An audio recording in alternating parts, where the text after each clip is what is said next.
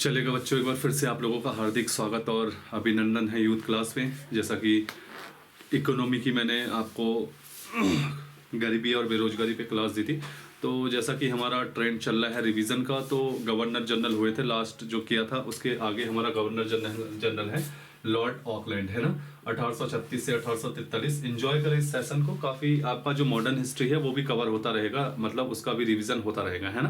बहुत important session है, ठीक है। सबसे पहले याद रखिएगा, इसके शासनकाल में 1939 से 1942 में प्रथम आंग्ल अफगान युद्ध हुआ था। प्रथम आंग्ल अफगान युद्ध हुआ था, याद रखिएगा, ठीक है। अफगान युद्ध हुआ था और ये एक त्रिपक्षीय समझौता था जिसके तहत राजा रणजीत सिंह भी इसमें मौजूद था और अफगानिस्तान का शासक शाह शुजा, ठीक है, ये वो शाह शुजा है, याद रखिएगा। इसकी रणजीत सिंह के साथ युद्ध लड़ने आया और वापस जाते इस टाइम पे चिनाब नदी पर इसकी तोहफे गिर गई थी और उन तोहफों को भेंट में दिया था शाह शुजा को, और बताया जाता है कि बदले में उसने जो है रणजीत सिंह को कोहिनूर का हीरा दिया था, है ना, वही शाह शुजा है, याद रखेगा। तो अफगान युद्ध होता है, त्रिपक्षीय था, अंग्रेज, रणजीत सिंह और शाह शुजा की ओर से, ठीक है। इसके अलावा इसने अपने शासनकाल में, आपने देखा होगा कि शेरशाह सूरी, है ना, शेरशाह सूरी जो एक व्यक्ति था, शेरशाह सूरी द्वारा निर्मित रोड जो थी, याद रखिएगा, कहां से, कलकत्ता से लेकर लाहौर तक, उस रोड का नाम वर्तमान में जो जीटी ग्रांड ट्रंक रोड दिया था, ठीक है, उस नाम का नाम ग्रांड ट्रंक रोड रखा था, ग्रांड ट्रंक रोड, ठीक है। शेरशाह सूरी द्वारा निर्मित जो एक बार फिर से बता रहा हूँ, कलकत्ता से लेकर लाहौर तक जो ट्रैक बनाया था शेरशाह सूरी ने, उसका नाम याद रखेगा, लॉर्ड ऑकलैंड ने ग्रांड ट्रंक रोड रखा था, यानी कि जीटी रोड, ठीक है, इसका नाम रखा था, याद रखेगा, जीटी रोड, याद रखेगा। इसके अलावा देखिएगा, इसने सिंचाई नहरों के लिए कार्य किया था, सिंचाई नहरों के निर्माण के लिए कार्य किया था, याद रखेगा, निर्माण के लिए कार्य किया था, ठीक है, सिंचाई नहरों के निर्माण के लिए कार्य किया था, लिखते रहिएगा सारी चीज, ठीक है। और इसके अलावा भारत में शिक्षा व पाश्चात्य चिकित्सा पद्धति का भी विकास किया था इसने। भारत में पाश्चात्य शिक्षा, ठीक है, पाश्चात्य शिक्षा व जो चिकित्सा थी उसका विकास किया था, ठीक है, जो मेडिकल सिस्टम था उसमें कुछ सुधार किए थे इसने, ठीक है, सुधार किए थे, याद रखेगा, इस व्यक्ति ने। तो 3-4 चीजें याद रखेगा। सबसे पहले इसके शासनकाल में प्रथम आंग्ल अफगान युद्ध हुआ था 1839 से लेकर 1842 तक। शेरशाह सूरी द्वारा निर्मित जो ग्रांड ट्रंक रोड थी उसका नाम उसका नाम ग्रांड ट्रंक रोड इसी ने रखा। सिंचाई नहरों का निर्माण किया। इससे पहले अगर सिंचाई नहरों को जोड़ो तो सिंचाई नहरों को सबसे पहले जो बनाया था वो सल्तनत काल के तुगलक वंश के संस्थापक गयासुद्दीन तुगलक द्वारा बनाया गया था। और क्वेश्चन आएगा कि दिल्ली सल्तनत में सबसे बड़े लेवल पर सिंचाई नहरों का निर्माण किसने किया था, फिरोज शाह तुगलक, लेकिन पहली बार आएगा तो उसका फाउंडर कौन था बताइएगा, गयासुद्दीन तुगलक, उसने किया था, ठीक है। इससे वो क्वेश्चन याद आ रहा है तो याद रखेगा, वो क्वेश्चन कई बार पूछा जा सकता है, याद रखेगा, ठीक है। इसके बाद आपका आता है लॉर्ड एलनबरो 1842 से 1844। लॉर्ड एलनबरो काफी इंपोर्टेंट है, पूछा जा सकता है, 1842 से लेके 1844 लिख लीजिएगा, ठीक है। सबसे पहले याद रखिएगा बच्चों, इसके शासनकाल में 1843 में क्या हुआ था, दास प्रथा का अंत हुआ था, ठीक है, दास प्रथा का अंत हुआ था, बहुत ज्यादा इंपॉर्टेंट है, क्वेश्चन पूछा जा सकता है, दास प्रथा का अंत। दूसरा याद रखिएगा, 1843 में इसके शासनकाल में एक बहुत ज्यादा इंपॉर्टेंट इवेंट हुआ था कि सिंध का विलय हुआ था, याद रखिएगा, ठीक है, सिंध का विलय भारत में हुआ था, याद रखिएगा, सिंध का विलय भारत में हुआ था, लिख लीजिएगा 1843 में। और इसका उपनाम है, याद रखिएगा, old man in Hari, old man in Harry, ठीक है, बुढ़ा जो है जल्दी में है, मतलब ओल्ड मैन इन हरी, बुढ़ा जल्दी में है, इसका उपनाम बोला जाता है, लिख लीजिएगा, ठीक है। इसके अलावा बच्चों इसने एक थॉमसन कमीशन का गठन किया था, थॉमसन आयोग का गठन किया था। इसका उद्देश्य था कि जो देसी शिक्षा है उसको, मतलब जो देसी भाषा की शिक्षा है उसको ग्रामीण क्षेत्र के स्तर से बनाया जाए, ठीक है, तो शिक्षा से संबंधित था थॉमसन आयोग, लिख लीजिएगा, ऐसा बहुत ज्यादा इंपॉर्टेंट है इसके शासनकाल में, ठीक है, याद रखिएगा। तो इसके शासनकाल में 3 बहुत इंपॉर्टेंट है, 1843 में दास प्रथा का अंत हुआ था, दूसरा 1843 में सिंध का विलय किया इसने, और थॉमसन आयोग इसने गठित किया था, याद रखिएगा, ठीक है, जो देसी भाषा में ग्रामीण शिक्षा देने के लिए था, ठीक है, देसी भाषा में ग्रामीण शिक्षा देने के लिए कौन सा आयोग बनाया था? तो थॉमसन आयोग। किसके शासनकाल में? लॉर्ड एलनब्रो। मेन इंपोर्टेंट ये है, आज तक इससे ये क्वेश्चन पूछा गया, दास प्रथा का अंत किस गवर्नर जनरल के शासनकाल में हुआ है? लॉर्ड एलनब्रो। और सिंध का विलय भी पूछा जा सकता है, तो इसी के शासनकाल में हुआ, ठीक है। अगर क्वेश्चन पूछ दे कि ओल्ड मैन इन हैरी किसे बोला जाता है, तो वो भी लॉर्ड एलनब्रो ही था, ठीक है। मतलब इसका मतलब होता है कि बुढ़ा जल्दी में है, याद रखिएगा, ठीक है। इसके बाद लॉर्ड हॉर्डिंग प्रथम आता है, लॉर्ड हॉर्डिंग प्रथम, ठीक है, 1844 से 1846 तक, याद रखिएगा, ठीक है।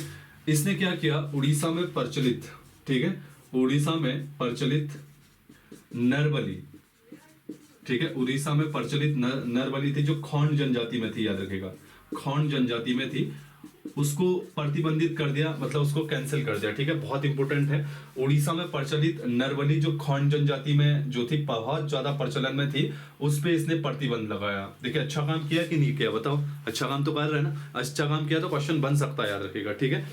और इसके शासनकाल में प्रथम आंग्ल सिख युद्ध हुआ, याद रखिएगा, प्रथम आंग्ल सिख युद्ध हुआ, आंग्ल सिख युद्ध हुआ इसके शासनकाल में, लिख लीजिएगा, प्रथम आंग्ल सिख युद्ध इसके शासनकाल में हुआ 1845 से 1846 के बीच में, ठीक है। तो इसके शासनकाल के दो इवेंट आपको याद रखना है, एक तो उड़ीसा में प्रचलित जो नरवली थी खोंड जनजाति में, उसको इसने प्रतिबंधित किया, कई बार क्वेश्चन पूछा गया है। दूसरा प्रथम आंग्ल सिख युद्ध 1845 से 1847 के बीच में हुआ था। अब देखिएगा, अब जो पर्सनैलिटी आएगी वो बहुत ज्यादा इंपॉर्टेंट है, बहुत ज्यादा, ठीक है। इवन जो ये पर्सनैलिटी मैं बता रहा हूँ, इससे क्वेश्चन पूछे जाते हैं। यह है लॉर्ड डलहौजी, लॉर्ड डलहौजी, और इसी का चचेरा भाई था, याद रखिएगा, हमारे यहाँ रैमजे, ठीक है, जो रैमजे था इसी का चचेरा भाई बोला जाता है। इसका शासनकाल था 1848 से लेकर 1856 के बीच में। बहुत ज्यादा इंपॉर्टेंट शासनकाल है, और एक क्वेश्चन मान के चलो कि पूछा जा सकता है, ठीक है। इसने सबसे पहले तो याद रखिएगा न्याय अन्याय का भेद किए बिना भारत में, ठीक है, ब्रिटिश साम्राज्य का विस्तार किया, ब्रिटिश साम्राज्य का विस्तार किया। ये क्वेश्चन पूछा जा सकता है, याद रखिएगा, किस वायसरॉय या गवर्नर जनरल ने भारत में न्याय अन्याय का भेदभाव किए बिना भारत में ब्रिटिश साम्राज्य का विस्तार किया? तो लॉर्ड डलहौजी थे। इसके लिए याद रखिएगा इसने क्या किया, एक नीति अपनाई जिसे बोलते हो व्यक्तिगत सिद्धांत, व्यक्तिगत सिद्धांत, या इसे आप बोलते हो क्या, हड़प नीति। हड़प नीति ये थी ब्रिटिश शासनकाल का विस्तार भारत में, इस नीति के माध्यम से इसने किया था, ठीक है। इसके तहत इसने राज्यों को क्या किया था, एक थी गोद लेने की प्रथा, गोद लेने की प्रथा इसने चलाई थी, याद रखिएगा। हड़प नीति, व्यक्तिगत सिद्धांत, गोद लेने की प्रथा जो चलाई थी वो लॉर्ड डलहौजी ने थी। तीनों ही लिख लेना, ठीक है, तीनों ही एक हैं। तो इसके तहत इसने ब्रिटिश साम्राज्य का विस्तार किया भारत में, और इसके तहत जो सबसे पहले इसने राज्य को हड़पा था वो था सतारा, लिख लीजिएगा। सबसे पहले सतारा राज्य को इसने भारत में विलय किया था 1848 में। 1848 में सबसे पहले हड़प नीति के माध्यम से सतारा किया था, लिख लीजिएगा, ठीक है। इसके बाद इसने क्या किया था, उदयपुर और संभलपुर, लिखते रहिएगा। संबलपुर को 1850 में मिला था व्यक्तिगत सिद्धांत या हड़प नीति के माध्यम से, ठीक है। 1849 में 49 में, सॉरी 50 में नहीं 49 में, ये बहुत इंपॉर्टेंट है, 49 में 1850 में इसने बघात एक जो थी देसी रियासत थी, इसको 1850, ठीक है। सबसे पहले 1848 में सतारा, 1849 में संबलपुर और उदयपुर, 1850 में बघात को लिख लीजिएगा, ठीक है। 1852 और 1853 में लिख लीजिएगा। 1852 में नहीं, सॉरी, उदयपुर नहीं यार, उदयपुर नहीं, यहाँ जैतपुर है, उदयपुर है 1852। मैं एक बार लिख देता हूँ, कोई टेंशन नहीं, आपको कंफ्यूज मत होना। 17 1848, ठीक है। यहाँ पे उसकी जगह, उदयपुर की जगह जैतपुर कर लीजिएगा, जैतपुर व संबलपुर 1849, ठीक है। बघात को 1850 में, ठीक है। उदयपुर था, याद रखिएगा, उदयपुर 1852 में, ये बड़ा इंपॉर्टेंट है, दिख रहा है ना, हाँ दिख रहा है। अब लिखिएगा 1853 में झांसी को 1853 में, और नागपुर को 1854 में। एक लिस्ट है, इस लिस्ट से पूछा जा सकता है, ठीक है। सबसे पहले आप देख रहे हो सतारा को मिलाया था इसने, ठीक है, सबसे पहले सतारा को। दूसरे नंबर पे 2 रियासत मिलाई थी, जैतपुर और संबलपुर को 1849 में। तीसरे नंबर में जो था बगात था 1850, फिर उदयपुर 1852, फिर झांसी, ये पूछा जा सकता है, याद रखिएगा, बहुत इंपॉर्टेंट है। झांसी को कब मिलाया था इसने? 1853, नागपुर को 1854 में। इसके बाद इसने 1856 में अवध पर कुशासन का आरोप लगाकर, ठीक है, अवध पर कुशासन का आरोप लगाकर उसका ब्रिटिश साम्राज्य में विलय कर लिया। लिख लीजिएगा, ठीक है, 1856 में अवध पर कुशासन का आरोप लगाकर ब्रिटिश साम्राज्य में मिला दिया। और याद रखिएगा, जो 1857 की क्रांति थी ना, उसके तत्काल कारणों में एक ये भी था कि उसने क्या किया था कि अवध पर कुशासन का आरोप लगाया, और ज्यादातर जो ब्रिटिश सेना में भारतीय थे वो अवध के थे, और वो लोग जो थे अवध के नवाब को अपना नवाब मानते थे, ठीक है। इस टाइम पे अवध का नवाब था वाजिद अली साहब। पूछा भी जा सकता है कि जिस टाइम पे अवध का कुशासन के आरोप लगाकर ब्रिटिश साम्राज्य में डलहौजी ने विलय किया, तो उस टाइम पे क्वेश्चन पूछा जा सकता है कि अवध का नवाब कौन था? याद रखिएगा, वाजिद अली शाह था, ठीक है। उसी की बीवी थी बेगम हजरत महल, जिसने लखनऊ से 1857 की क्रांति का क्या किया था? लीडरशिप की थी, यानी कि नेतृत्व किया था। इज दैट क्लियर ना? तो सारी चीजें क्लियर रखिएगा, याद रखिएगा, ठीक है ना। काफी इंपॉर्टेंट सेशन है, तो एंजॉय करें इस सेशन का, ठीक है। तो ये हड़प नीति और व्यक्तिगत सिद्धांत के तहत इसने ये चीजें की थी, किसने? लॉर्ड डलहौजी ने। देख रहे हो इस व्यक्ति को, ठीक है। इसके माध्यम से इसने भारत में ब्रिटिश साम्राज्य का क्या किया था? विस्तार किया था, ठीक है। तो काफी इंपोर्टेंट है, याद रखिएगा, ठीक है। और द्वितीय आंग्ल सिख युद्ध हुआ था इसके टाइम पे, लिखेगा 1848 से 59। द्वितीय आंग्ल सिख युद्ध हुआ था, लिखेगा इसके टाइम पे, ठीक है। द्वितीय आंग्ल सिख युद्ध हुआ था 1848 से 1849 में, ठीक है। 1851 से 52 प्रथम आंग्ल वर्मा युद्ध हुआ था। आई थिंक मुझे लग रहा है कि प्रथम तो पहले मैं पढ़ा चुका हूँ, प्रथम नहीं, द्वितीय आंग्ल वर्मा युद्ध था, क्योंकि प्रथम मैं ऑलरेडी पढ़ा चुका हूँ आपको। द्वितीय आंग्ल वर्मा युद्ध था, याद रखिएगा, ठीक है। 1851-52 के आसपास में किया था, 1851-52 लिख लीजिएगा, ठीक है। द्वितीय आंग्ल वर्मा युद्ध, और इसके तहत वर्मा के कुछ क्षेत्रों का अधिग्रहण कर लिया था इन लोगों ने, ठीक है। बड़ा इंपॉर्टेंट है। द्वितीय आंग्ल सिख युद्ध 1848 से 49, और द्वितीय आंग्ल वर्मा युद्ध हुआ था 1851 से 52। और इस युद्ध के बाद वर्मा के कुछ क्षेत्र जो है भारतीय उसमें क्या कर लिए थे? शामिल कर लिए थे इसने, ठीक है। इसके अलावा देखिएगा, इसके शासनकाल में काफी इंपोर्टेंट है, इसने क्या किया था? 1853 में इसके शासनकाल में भारत में पहली तार सेवा शुरू हुई थी, ठीक है। लिख लीजिएगा, पहली तार सेवा शुरू हुई थी, कलकत्ता से आगरा के बीच में भारत की पहली तार सेवा शुरू हुई थी, लिख लीजिएगा, ठीक है, 1853 में। 1854 में इसके टाइम पे भारत में प्रथम डाकघर अधिनियम आया था, याद रखिएगा। इसी दौरान पहला डाक अधिनियम भी पारित किया गया था, ठीक है। और 1853 का अंतिम चार्टर एक्ट भी इसी के शासनकाल में आया था। चार्टर एक्ट भी 1853 का इसी के शासनकाल में आया था, ठीक है। 1853 में तार सेवा भारत में पहली बार शुरू हुई थी, कलकत्ता से आगरा के बीच में। 1854 में डाक अधिनियम आया, जिसके तहत पहला डाक टिकट जारी किया गया। 1853 में, याद रखिएगा, चार्टर एक्ट आया था, जो चौथा था, ठीक है, और अंतिम था। इसके अलावा याद रखिएगा, इसने भारत के जो बंदरगाह थे उन्हें अंतरराष्ट्रीय व्यापार के लिए ओपन कर दिया। क्वेश्चन आता है कि भारत के बंदरगाह को अंतरराष्ट्रीय व्यापार के लिए किसने खोला? तो डलहौजी ने खोला, ठीक है। अंतरराष्ट्रीय व्यापार के लिए खोल दिया भारत के बंदरगाह को, ठीक है। बहुत ज्यादा इंपॉर्टेंट है, याद रखिएगा। लिख लिया ना? लिखते रहिएगा, ठीक है, क्योंकि हमें रिवीजन करना है। और आपका जिसने पढ़ लिया है उसको तो बढ़िया रिवीजन हो रखा है, और जिसने नहीं भी किया है, जो कांस्टेबल की तैयारी कर रहा है, सारी चीज कर लो भाई, आएंगे यहाँ से क्वेश्चन, याद रखिएगा, ठीक है। आए ना आए, पर यहाँ से कंफर्म है, 1 नंबर बनेगा यहाँ से। इसके अलावा याद रखिएगा, 16 अप्रैल 1853 को इसके शासनकाल की भारत की प्रथम ट्रेन चली थी मुंबई से थाने के बीच में, याद रखिएगा। और ये जो चली थी 34 किलोमीटर का ट्रैक था, बहुत इंपॉर्टेंट है, लिख लीजिएगा पूरे उसको, ठीक है। 16 अप्रैल 1853 को भारत में पहली ट्रेन चली थी। तो भारत में ट्रेन चलाने वाला भी यही व्यक्ति था, याद रखिएगा, और मुंबई से थाने के बीच में चली थी, और कितने किलोमीटर का ट्रैक था, तो 34 किलोमीटर का ट्रैक था, ऐसा लिख लीजिएगा, ठीक है। अब देखिएगा इसके टाइम पे विधवा पुनर्विवाह अधिनियम, विधवा पुनर्विवाह अधिनियम पास नहीं हुआ था, अधिनियम पास नहीं हुआ था, पहले बता रहा हूं, उसका मसौदा तैयार किया गया था, मसौदा बना था। बहुत इंपॉर्टेंट है, क्वेश्चन आता है कि विधवा पुनर्विवाह अधिनियम का मसौदा किसके शासनकाल में बना, डलहौजी। और विधवा पुनर्विवाह अधिनियम पास किसके टाइम पे हुआ, तो कैनिन है, याद रखिएगा, यही क्वेश्चन फंसाते हैं। मसौदा इसके टाइम पे बना था और पास हुआ कैनिन। इसके बाद कैनिन पढ़ेंगे तो कैनिन में मैं आपको बताऊंगा, है ना।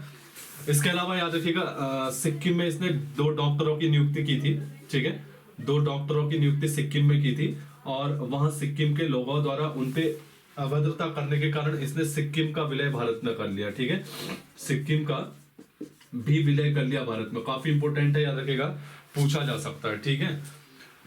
इसके अलावा इसके शासनकाल में 1854 में मोस्ट इंपोर्टेंट, ठीक है, डिस्पैच, वुड का डिस्पैच एक्ट आया था, वुड का डिस्पैच एक्ट आया था, ठीक है। इसके शासनकाल में 1854 में वुड का डिस्पैच आया था, इंपोर्टेंट है। और क्वेश्चन आएगा किससे संबंधित था, तो प्राथमिक शिक्षा, नॉट माध्यमिक, नॉट इंटर और नॉट उच्च, याद रखिएगा, ये प्राथमिक शिक्षा से संबंधित था, ठीक है। तो वुड का डिस्पैच जो था उसने, याद रखिएगा, जो 1835 में लॉर्ड मैकाले ने, याद रखिएगा, जो टपकन सिद्धांत दिया था, तो टपकन सिद्धांत जो था लॉर्ड मैकाले का, वो शिक्षा क्या था। टपकन सिद्धांत के तहत इसने क्या कहा था कि जो भारतीय है उसमें से जो एक मिडिल क्लास के भारतीयों को क्या करवा जाए, शिक्षित किया जाए, और वो ही पूरे मिडिल क्लास को शिक्षित करेगा। मतलब हमारा पूरा समुदाय है, जैसे 100 लोगों का है, तो टपकन सिद्धांत के तहत क्या था कि एक को शिक्षा दी जाए और उसकी जिम्मेदारी है कि वो 100 लोगों को क्या करें, बाकी बचे 99 लोगों को शिक्षित करें। तो ये था टपकन सिद्धांत। तो टपकन सिद्धांत की इसने आलोचना की और कहा भैया ऐसा नहीं हो सकता। तो शिक्षा को लेकर बहुत बड़ा बदलाव था। सबसे पहले तो इसने इस शिक्षा में स्त्रियों की बात की थी, याद रखिएगा, स्त्रियों को शिक्षा देने की बात की थी। दूसरा, इसने कहा था कि भैया शिक्षा में निजी सेक्टर भी आए, समझ में ना, निजी सेक्टर भी आए, जिससे शिक्षा का क्या हो, व्यवसायीकरण हो, और जिससे शिक्षा में निजी क्षेत्र सेक्टर को पैसा लगाने के लिए मौका दिया जाए, जिससे वो लोग अच्छे क्वालिटी के स्कूल बनाएंगे और अच्छे लेवल के टीचर लगेंगे और अच्छी शिक्षा प्रोवाइड करेंगे। तो निजी सेक्टर के उसकी भी बात की थी इसने, ठीक है। और बच्चों की एजुकेशन पे भी बात की थी। तो 3 बातें की थी, स्त्रियों की एजुकेशन की बात, वुड का डिस्पैच, बच्चों की बात तो चली रही थी प्राथमिक शिक्षा से, और निजी सेक्टरों के लिए ओपन कर दिया जाए, ऐसा कहा था। तो इन्हीं सब को लेके भारत में शिक्षा की क्रांति आई बहुत बड़े लेवल पर। इसीलिए वुड का डिस्पैच को भारतीय शिक्षा का मैग्ना कार्टा बोला जाता है। बहुत ज्यादा इंपॉर्टेंट है, याद रखिएगा, क्वेश्चन आएगा, भारतीय शिक्षा का मैग्ना कार्टा किसे कहा जाता है। लॉर्ड डलहौजी के टाइम पे 1854 में जो पेश हुआ था वुड का डिस्पैच एक्ट, ठीक है, इसे भारतीय शिक्षा का मैग्ना कार्टा कहा जाता है, याद रखिएगा। इसे क्या कहा जाता है, भारतीय शिक्षा का मैग्ना कार्टा कहा जाता है।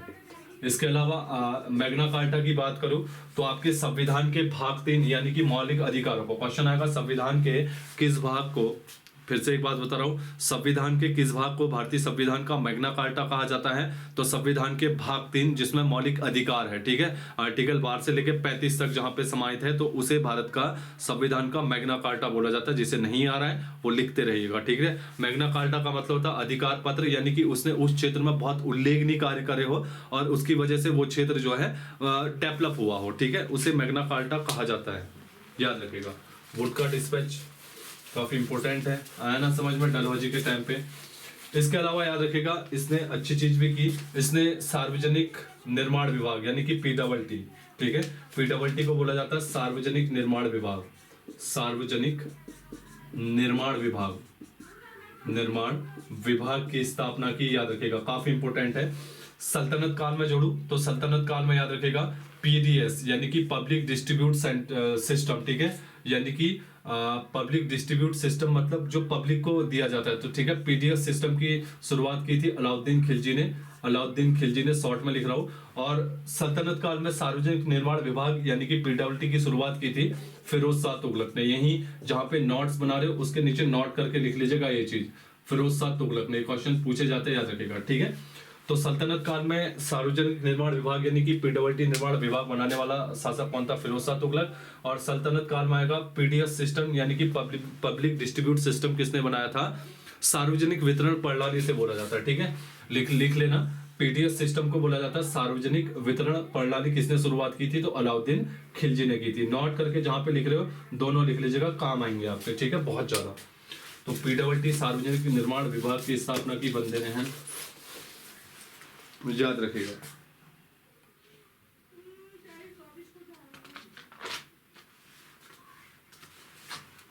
इसके अलावा इसने भारत की ग्रीष्मकालीन राजधानी शिमला को बनाया, ठीक है, शिमला को बनाया। और शिमला में याद रखिएगा एक सैनिक हेडक्वार्टर बनाया, ठीक है, एक सैन्य मुख्यालय भी बनाया था, लिख लीजिएगा शॉर्ट में। पहले तो ग्रीष्मकालीन राजधानी शिमला बनाई और वहां पे एक सैन्य मुख्यालय बनाया। इसके नाम पे हिमाचल प्रदेश पे डलहौजी नगर भी है, याद रखिएगा, इसी के नाम पे, बहुत प्रिय था इसको, ठीक है, काफी इंपोर्टेंट है। इसके अलावा इसने याद रखिएगा बहुत इंपोर्टेंट हुआ सार्वजनिक विभाग को, ठीक है, सार्वजनिक विभाग को, ये क्वेश्चन बन सकता है, सार्वजनिक विभाग को सैन्य विभाग से अलग किया इसने, लिख लीजिएगा। सार्वजनिक विभाग को सैन्य विभाग से अलग करने वाला कौन था? तो यही था कौन? डलहौजी। और इसके अलावा शिमला को ग्रीष्मकालीन राजधानी बनाई और वहां पे एक सैन्य मुख्यालय बनाया था। इज दैट क्लियर ना? ठीक है, डलहौजी हुआ। अब लॉर्ड कैनिंग पे आता है।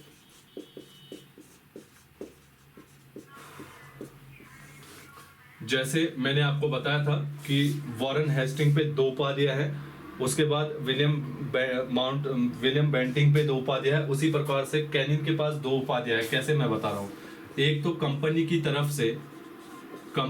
तरफ से नियुक्त अंतिम गवर्नर था, कंपनी की तरफ से, याद रखिएगा, नियुक्त अंतिम गवर्नर था। और ये शासनकाल था 1856 से लेके 1857 तक।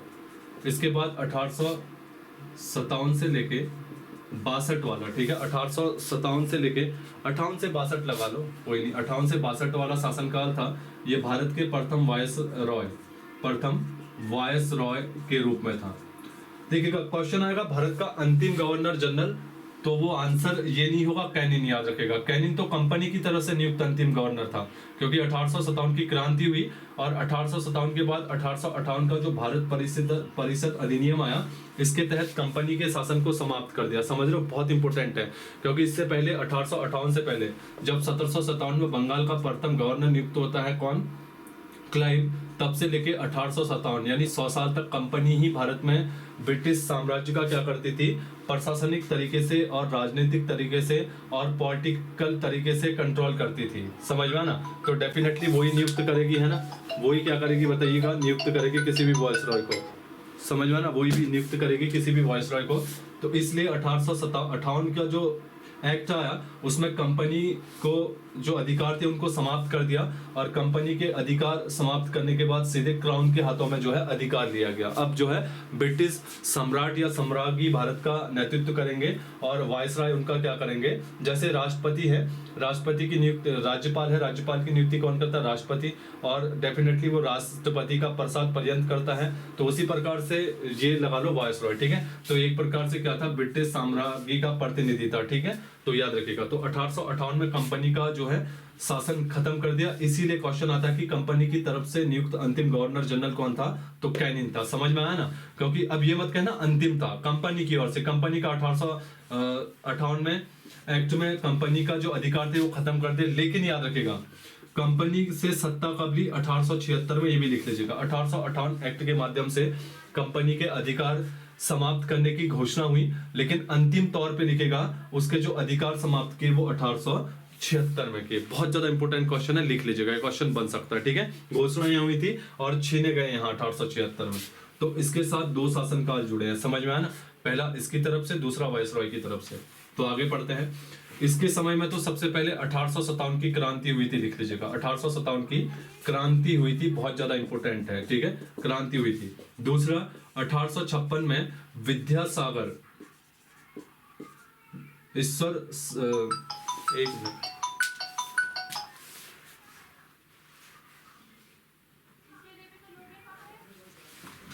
ठीक है। 1856 में ईश्वर चंद्र विद्यासागर की मदद से, ईश्वर चंद्र विद्यासागर की मदद से, याद रखेगा, विधवा पुनर्विवाह अधिनियम पास किया। ठीक है, याद रखिएगा मसौदा बना था डलहौजी के टाइम पे और पास हुआ था इसके टाइम पे, लिख लीजिएगा। ठीक है, एक बार मोबाइल साइलेंट कर देता हूँ, आप लोग सोच रहे होंगे मैं मोबाइल साइलेंट कर देता हूँ। ठीक है,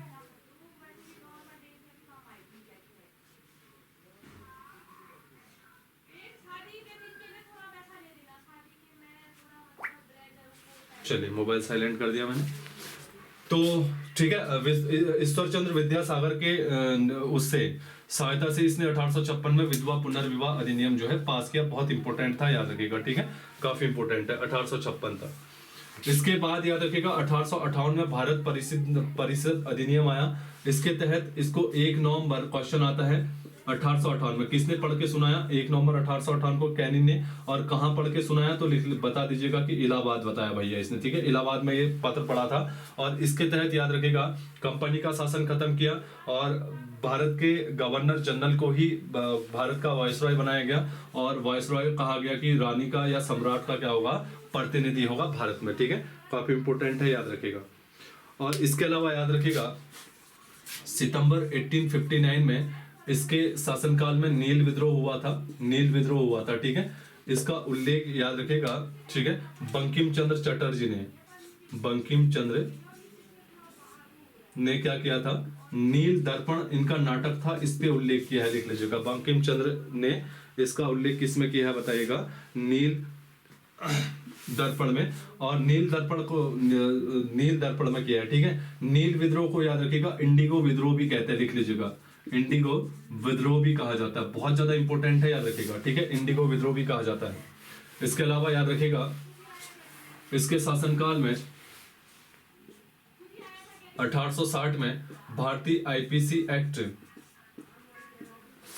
बनाया गया और 1861 में भारतीय आईपीसी एक्ट जो है लागू हुआ। ठीक है, लागू हुआ 1861 में और बनाया गया 1860 में। बहुत इंपॉर्टेंट है, याद रखिएगा, आईपीसी अधिनियम। ठीक है, इसके अलावा याद रखिएगा 1861 में इसके शासनकाल में भारतीय हाईकोर्ट एक्ट पास हुआ, हाईकोर्ट एक्ट पास हुआ, समझ में ना, हाईकोर्ट एक्ट पास हुआ। और हाईकोर्ट एक्ट 1862 के तहत 61 के तहत 1862 में 3 हाईकोर्ट बनाए गए, मुंबई, मद्रास, लिखते रहिएगा, और बताइएगा कलकत्ता, कलकत्ता तो बंगाल मतलब कलकत्ता। तो बहुत बड़ा कॉम्प्लिकेटेड है, आपसे पूछेगा आईपीसी एक्ट कब पास हुआ तो 1860 पास 1860 में हुआ। क्वेश्चन रहेगा आईपीसी एक्ट कब लागू हुआ तो 1861 में, 1 जनवरी 1861 को लागू हुआ। आपसे पूछा जाएगा हाईकोर्ट एक्ट कब पास हुआ 1861 में। ठीक है, क्वेश्चन आएगा भारत में पहले हाईकोर्ट कब बने 1862 में, मुंबई, मद्रास, कलकत्ता। सेंसिटिव जॉनर है, समझ रहे हो। पास 1860 में हो रहा है, लागू 1861 में हो रहा है। पास हाईकोर्ट एक्ट 1861 में हो रहा है और लागू हो रहा है 1862 में। तो काफी कॉम्प्लिकेटेड है ये चारों डेट। ठीक है, तो यहां से एक क्वेश्चन पूछा जाता है, याद रखेगा। और इसके बाद 1866 में भारत का चौथा हाईकोर्ट बना, जिसे आप इलाहाबाद हाईकोर्ट बोलते हो। ठीक है, इलाहाबाद हाईकोर्ट बोलते हो, याद रखेगा। और इसके अलावा भारत का प्रथम सुप्रीम कोर्ट 1874 में बना। इसके बाद 1835 के एक्ट के माध्यम से 1837 में जॉइंट सुप्रीम कोर्ट बनाया गया। और इसके बाद आजाद भारत का जो सुप्रीम कोर्ट बना, याद रखिएगा, लिख लीजिएगा, 28 जनवरी 1950 को दिल्ली में बनाया गया। काफी इंपोर्टेंट क्वेश्चन है, लिख लीजिएगा इसको। ठीक है, आजाद भारत का प्रथम, हालांकि यही था, इसी को कन्वर्ट कर दिया था, लेकिन आपसे पूछा जाएगा कि आजाद भारत का सुप्रीम कोर्ट कब बना, 28 जनवरी 1950। ठीक है, और जो सुप्रीम कोर्ट था उसे जॉइंट सुप्रीम कोर्ट कब बनाया 1937 में। बात कब कही गई 1935 के एक्ट में, अक्टूबर 1937 में वो बनाया गया। तो सारी चीजें रिपीट हो रही हैं, तो सारी चीजों को कवर करते हुए चलो, लिखते हुए चलो, वीडियो रोको, जो भी करते हो, जैसा भी करते हो, करते रहो बस, मतलब रुकना नहीं है। ठीक है, जिस प्रकार से मैं नहीं रुक रहा हूं, तो अब फास्ट थोड़ा हो रहा होगा, लेकिन मुझे कोर्स भी तो करवाना है, रिवीजन भी तो करवाना है ना। इकोनॉमी आराम से पढ़ाऊंगा, वो चल रहा है, लेकिन रिवीजन तेज करवाऊंगा, मैं पहले बता रहा हूँ। ठीक है, ठीक है, इतना हो गया। और क्या है इसके बारे में, इसके शासनकाल में याद रखिएगा 18 फरवरी 1860 को इसके शासनकाल में पहली बार भारत में आयकर लगाया गया, लिख लीजिएगा, आयकर लगाया गया। ठीक है, आयकर लगाया गया, काफी इंपोर्टेंट क्वेश्चन है, लिख लीजिएगा। ठीक है, विल्सन, अर्थशास्त्री विल्सन था, याद रखिएगा, अर्थशास्त्री विल्सन द्वारा लगाया गया।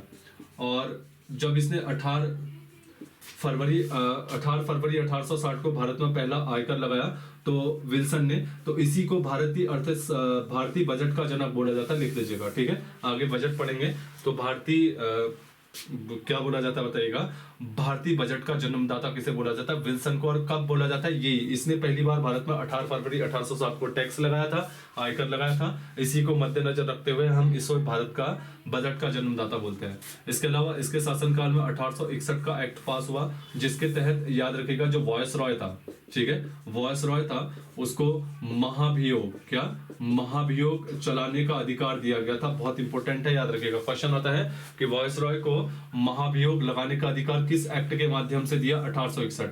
और इसी दौरान 1861 के आसपास में पोर्टफोलियो की शुरुआत हुई। पोर्टफोलियो क्या होता है, टुकड़ों टुकड़ों में चीजों को बांटना। जैसे म्यूचुअल फंड आपने सुना होगा, तो कोई भी ऐड करता है तो वो क्या बोलता है कि भैया म्यूचुअल फंड में आप लोग क्या करो, इन्वेस्ट करो। क्यों करो, उसमें रिस्क कम है। क्यों, क्योंकि म्यूचुअल फंड में क्या होता है, आपने 100 रुपये लगाया है तो उस 100 रुपये को टॉप की 10 कंपनियों में बांट दिया जाता है, टॉप की 10 कंपनियों में बांट दिया जाता है। अब आप सोचो यार, टॉप के 10 कंपनियों में आपका पैसा बांटा है तो ज्यादा से ज्यादा कितनी कंपनियों को लॉस हो सकता है, टॉप 10 में 3 या 4 को हो सकता है, बची 7 या 6 को तो फायदा होगा ही ना। इसलिए आपको म्यूचुअल फंड में बहुत कम चांसेस रहते हैं कि लॉस हो, इसे ही बोलते हैं पोर्टफोलियो, ठीक है। टुकड़ों टुकड़ों में बांटकर उसका लाभ देखना। तो मैं तो काफी थक गया हूँ, सुबह से लेके क्लास पढ़ाना अपना ऑफलाइन, फिर काम हो गया, अभी आपके लिए हो गया। तो आज मैं फील्ड में भी गया था तो थोड़ा टाइम लग गया था। तो आप लोग पढ़ो, एंजॉय करो सेशन को, है ना। तो मैंने आपसे बोल रखा कि यार मेरा मेंस भी है, एक दिन रिवीजन एक दिन क्लास होती है। मेरा ऐसा है नहीं कि रेगुलर वाला, रेगुलर होगा, टेंशन ना लो, उसकी भी टेंशन ना लो। हफ्ते में 4 दिन तो दूंगा ही क्लास, ऐसा भी नहीं है। तो बाकी दीपावली एंजॉय करो, है ना। एंजॉय क्या करो यार, बेरोजगारी है तो हल्का फुल्का सेलिब्रेट कर लो, लेकिन मोस्ट ऑफ कोशिश करो कि दीपावली में आप लोग अपना रिवीजन कंप्लीट कर लो, ठीक है। ये बहुत बड़ा चांसेस है आपके पास कि दीपावली में 3-4 दिन, जिस बच्चे ने हमारी वीडियो प्लेलिस्ट कंप्लीट नहीं की है तो कोशिश कर ले कि कंप्लीट कर ले। गारंटी दे रहा हूँ, इतनी तो अच्छा खासा कंटेंट मैंने दिया है तो काफ़ी फायदेमंद होगा आपका। मैंने ऐसा वैसा कंटेंट नहीं दिया है, चाहे हिंदी का हो, जीएस का हो, किसी का भी, जितना भी पढ़ा रखा है। फालतू कंटेंट मैं तैयार भी नहीं करता हूँ, ठीक है। आपने देखा होगा कि मैं किसी विज्ञप्ति को लेके नहीं आता हूँ आपके सामने। बीच में मोटिवेशन दे रहा था, आजकल वो भी नहीं देता हूँ क्योंकि मुझे कोर्स खींचना है। और किसी भी चीज़ को लेके नहीं आता हूँ मैं मुझे टाइम नहीं बर्बाद करना है भाई। मुझे फटाफट जो मेरे से जुड़ा है उनका जो है, याद रखिएगा क्या करना है, भरोसा है तो मुझे क्लास देनी, क्योंकि मेरा भी है, पीसीएस मेंस है, जॉब भी है, सुबह कोचिंग भी करवाता हूँ।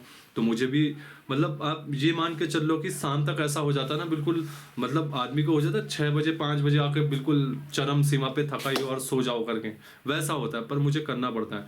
अभी 7, 7:30, 8 बज रहा है और अभी इसके बाद वीडियो एडिटिंग होगी, फिर उसके बाद आपको डालूंगा तो वही बच जाता है। आपने पता ही होगा डेली 9:30 10 बजे आता है, तो फिर उसके बाद नींद कहाँ आती है भाई 9:30 10 बजे बाद, फिर वही है ना। तो मतलब दिनचर्या व्यस्त है, लेकिन आप लोग ना बुरा मत माना करो, कभी आती है वीडियो कभी नहीं आती, आप लोग भी समझो। लेकिन मैं मोस्ट ऑफ कोशिश करता हूँ कि आप लोगों के लिए वीडियो बने और अच्छा कंटेंट बने। जो भी वीडियो बनेगा अच्छा ही कंटेंट बनेगा। तो आप लोग जो पुलिस वाले भाई हैं तो बढ़िया से देखो, बढ़िया से एंजॉय करो। करंट अफेयर भी बनाऊंगा और रिवीजन चलेगा। इसके बाद गवर्नर जनरल तुरंत में खत्म कर लेते हैं, बहुत इंपॉर्टेंट है ये। मॉडर्न हिस्ट्री रिवीजन हो रही है आपकी पूरी की पूरी, ठीक है। इसको समाप्त करने के बाद हम क्या करेंगे फिर जो है, देखता हूँ, मैं सोच रहा हूँ कि आपको वर्ल्ड ज्योग्राफी जो है वो रिवीजन करवा दो, ठीक है। बीच बीच में हिंदी और उत्तराखंड का रिवीजन चलेगा, वो तो बहुत जल्दी रिवीजन हो जाएगा। उसकी रिवीजन क्लासें मैंने दे भी रखी है, आप देख लीजिएगा। उत्तराखंड और हिंदी रिवीजन दे रखा है, लगभग हो रखा है उत्तराखंड और हिंदी रिवीजन, देख लेना। मैंने प्लेलिस्ट बना रखी है, ठीक है, वो भी देख लेना। पुरानी प्लेलिस्ट भी देख लेना, बहुत इंपॉर्टेंट है। बहुत तरीके से नोट्स रिवीजन करवाया उसमें, और फिर से एक नए तरीके से रिवीजन करवाऊंगा, तो टेंशन न ले, रिवीजन पूरा हो जाएगा, ठीक है। तो सभी लोगों को शुभ रात्रि। उम्मीद करता हूँ कि आप सभी लोग जो है बेहतरीन तरीके से पढ़ेंगे और इस दीपावली में अपना पूरा टाइम जो है किताबों को देंगे, ठीक है। चलेगा, शुभ रात्रि अब सभी लोग।